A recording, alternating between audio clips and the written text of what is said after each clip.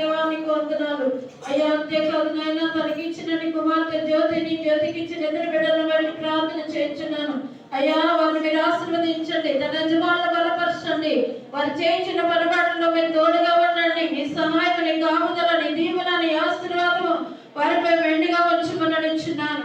బిడ్డలందరినీ మీరు ఆశీర్వదించండి ప్రభువా. వారి చదువుల్లో మీరు విజయమనవ్వండి, వారి వల్ల జాబులు చేయడానికి కృప చూపండి తండ్రి. నీకు వందనాలు అయ్యా. బిడ్డలు ఎక్కడ చదువునా, ఎక్కడ ఉద్యోగములు చేసినా మీరే తోడుగా ఉండి, నీవే మంచి కాపరిగా ఉండి కుటుంబంపై నీ ఆశీర్వాదం ఉంచండి. కన్నమ్మ గారికి ఇచ్చినండి నాయన. ఓ ప్రభా, ముగ్గురు తమ్ముడికి ఒక తమ్ముడు లేకపోయినా అయ్యా తన కుటుంబాన్ని, తన బిడ్డలను మీరు ఆశీర్వదించమని, తన భార్యను ఆశీర్వదించమని అడుగుచున్నాను. ఇగో మిగిలిన ఇద్దరు తమ్ముళ్ళ కుటుంబాలను కూడా మీరు ఆశీర్వదించండి.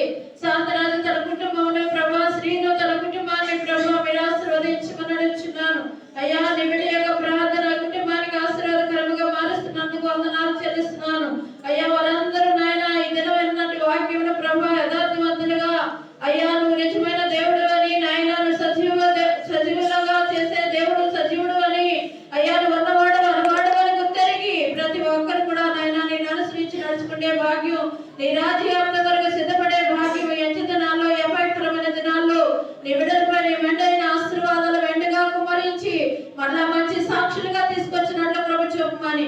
ఇదిగో ప్రభు దినాన్ని సంఘానికి భోజనం ఏర్పాటు చేసి ఈ కృతజ్ఞత కూటమి ఏర్పాటు చేసుకున్నాను.